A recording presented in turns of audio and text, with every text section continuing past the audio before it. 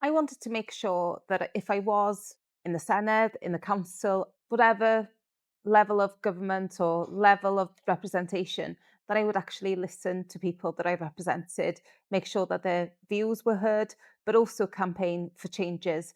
So one of my main reasons for standing for the Senedd was because I'd seen during terrible flooding incident in 2020 people completely devastated in my community and not seeing anybody that was officially representing them in the Senedd fighting for them, standing up for them from my area.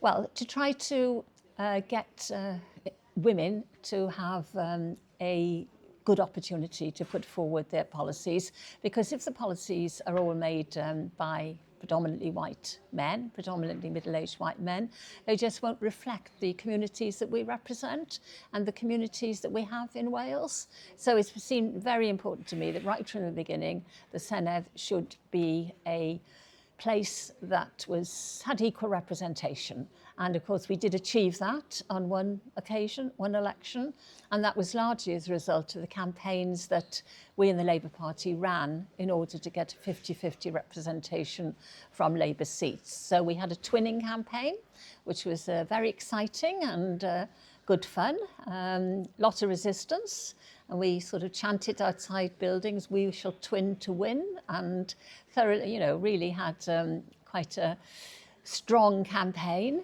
and we won the vote at the Labour conference, and we then went about twinning. And that's meant that the Senedd has been an entirely different place, because Labour, who've been in government here right since the beginning, have always had a majority of women in the Senedd. So Labour has been able to make sure there's a good number of women in the Senedd. And of course, the other parties are very keen to do that as well. Well, there were lots of things that I wanted to see, but primarily it was seeing a more equal society. It was the social justice issue. I'd also worked with refugees and asylum seekers for a long period of time as well, both here and abroad.